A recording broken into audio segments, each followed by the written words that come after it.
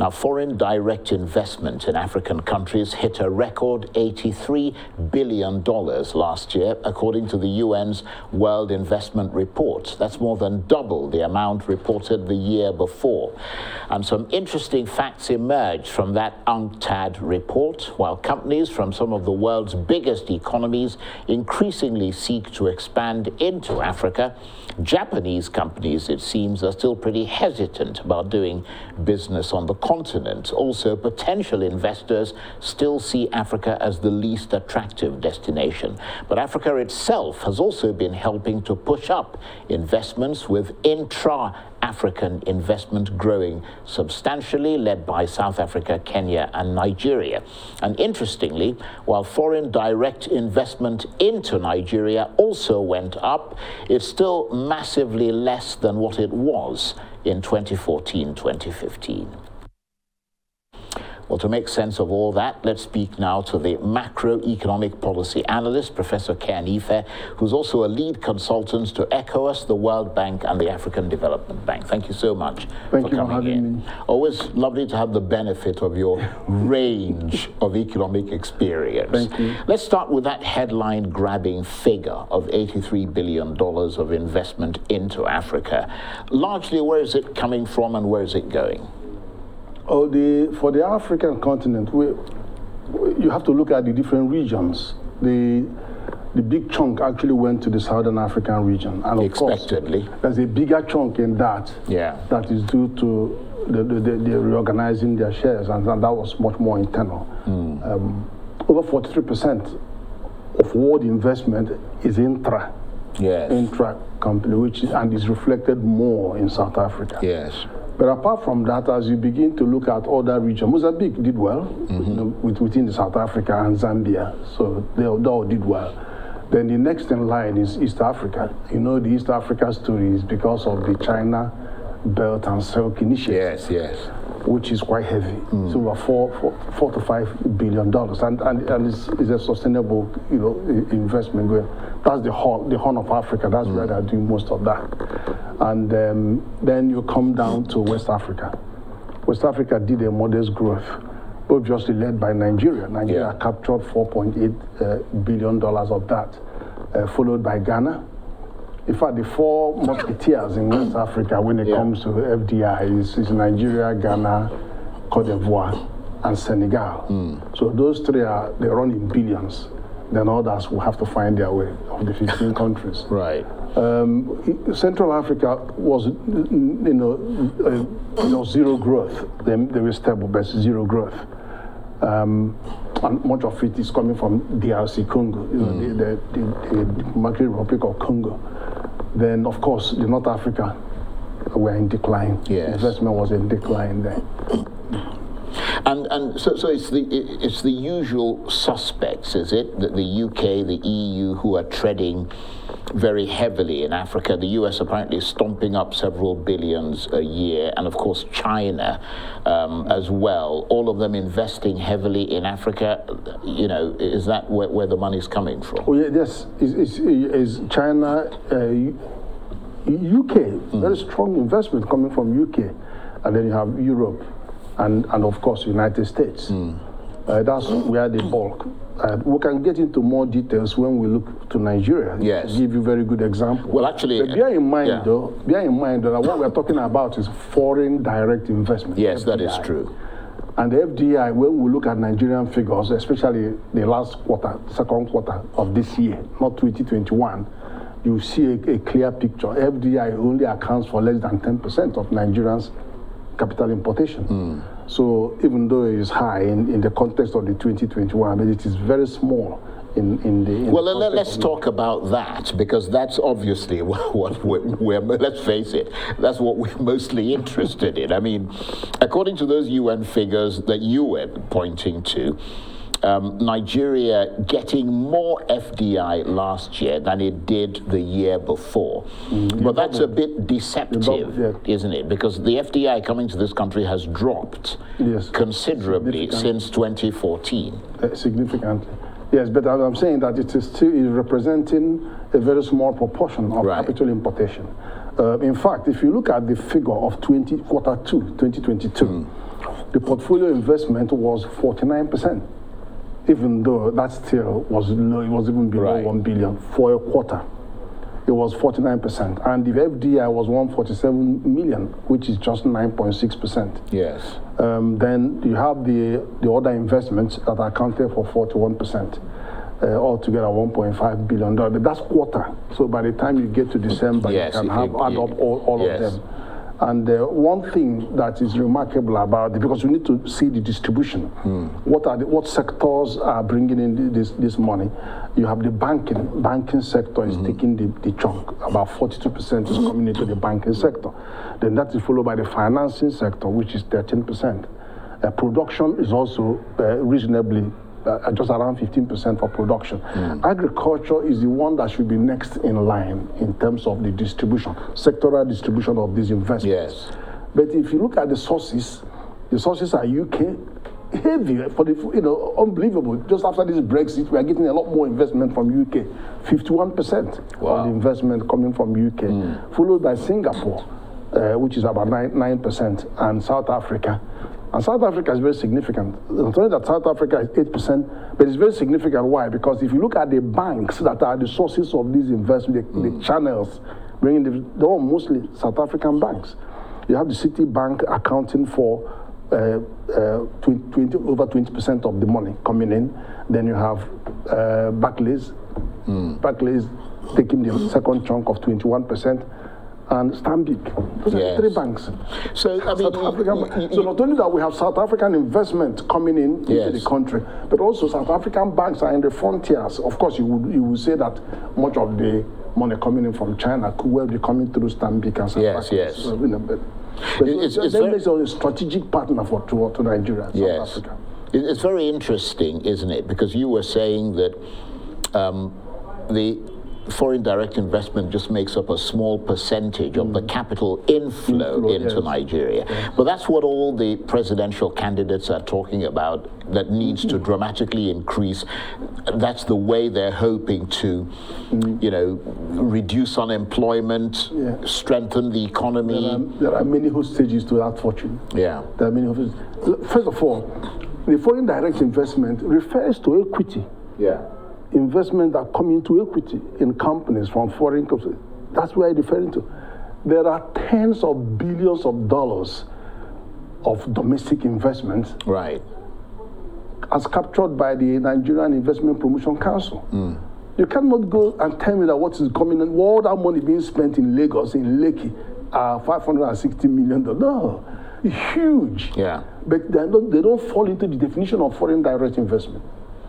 And there are companies in the country that are expanding. So internally generated. It doesn't fit into this. So it has to be seen to have come in from outside. It has to be seen to have been directed to equity positions. It has to be seen. So it doesn't tell you the whole story.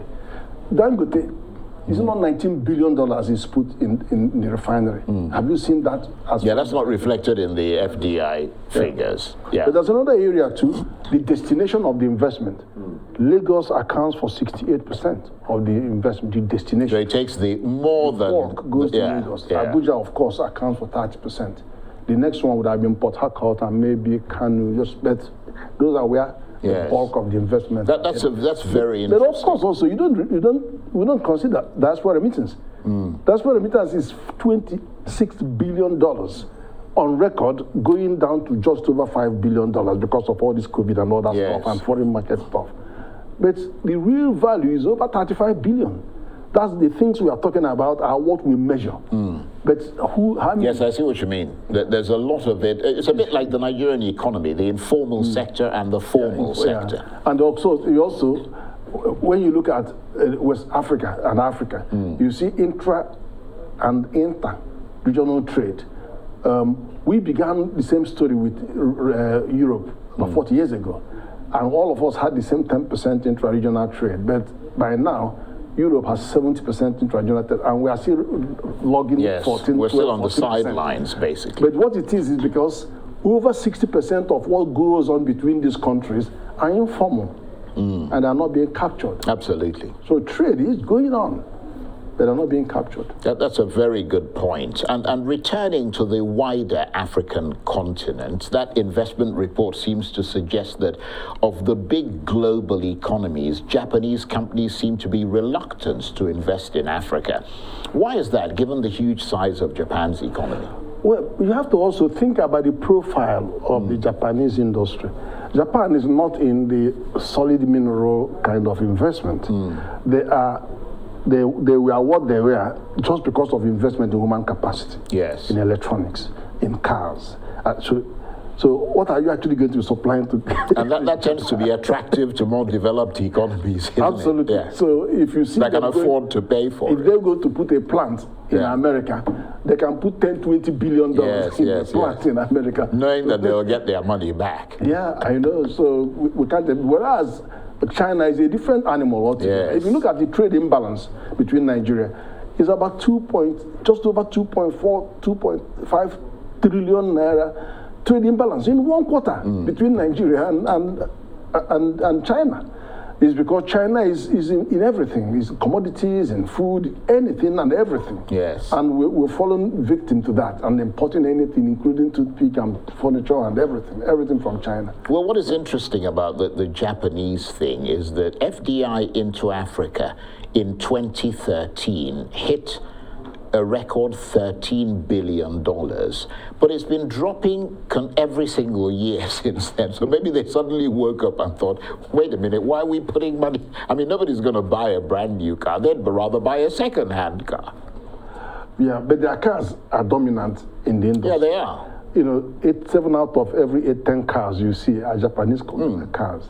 And then, of course, 6 out of those 10 are... Yeah, but the second-hand trade in cars is very big in Africa, isn't it? And I mean, a car that would last 5 years in the UK would probably last 25 years here. I know. When I did a study for World Bank across the region from Nigeria, Lagos to Abidjan, looking at authorized economic operator custom preferential mechanism. And I interrogated the custom officer, the custom head in Cotonou. Actually, 400,000 cars, second-hand cars, come from there into Nigeria. Whereas officially we import only 200,000 cars through our Loro ports. So twice that is coming as second-hand through the porous borders. And of course, 60% of their economy depends on that, those cross-border trade. So even though Africa is said to be the growth story of the 21st century, I wonder what your assessment is of Nigeria's economic diplomacy strategy. I mean, are we losing out on a lot of that? Is this much vaunted economic dominance on the continent? Are we losing out on it? No, I don't think so. Even if anything, we are getting ourselves ready for this. For example, the PIA going into operation, and then the NNPC, re-registering as a private company. Right. Just by doing that alone, you could see $5 billion coming to it from Afrexim Bank. And of course, they can give you another $10 billion if you play the right game. And if NNPC goes to the capital market, I reckon that their value is not less than $100 billion as they are, the asset value. And if they decide to sell 20% share or 30%, that will rake in. That will rake in over $20 billion. And some of those will be in the FDI. You must be a very rich man. That would be... because you understand these things that most people have no idea what you're talking about. So I mean, you must know how to get all your percentages and count your money in the morning and count it again at night. Saudi Arabia needed $25 billion, but it's among the richest in the world. But they didn't want to borrow that money from any multilateral development bank. But it says, go and tell me the value of Saudi Aramco. And when they valued it in 2019, it was 1.5 trillion. Yes, and he said, look, go to the capital market, get 5%. Yeah. Get 5%. So this is the same thing. And now, just by the fact that that company went to the capital market, which means corporate governance became stronger, then the value has risen within 2 years to $2.3 trillion, the highest capitalized company in the world. That's extraordinary. So if you see Nigerian NNPC go down that route and do about 10% share or something, not only that you are going to rake in that dollar to sort out some of the prevent us from dropping from the cliff, and at the same time recapitalize NNPC and offer shares to the militants, to all the oil marketers, offer shares to everybody. And then you now get a stronger sense of ownership, and those militants will fight those who are bunkering. That's a very intriguing idea. That's a very intriguing idea, and I think that's a jolly good idea. So we've got about a minute and a half left, sadly, to end the chat. Is it right to say that Africa is the growth story of the 21st century? Because in modern terms, it's a very young and dynamic population. The domestic economy is potentially enormous. And the African Continental Free Trade Agreement promises some really significant boosts for the continent, doesn't it? I think so. I think so on so many counts. One, the population continues to rise. It's not like the other economies where they're actually going down.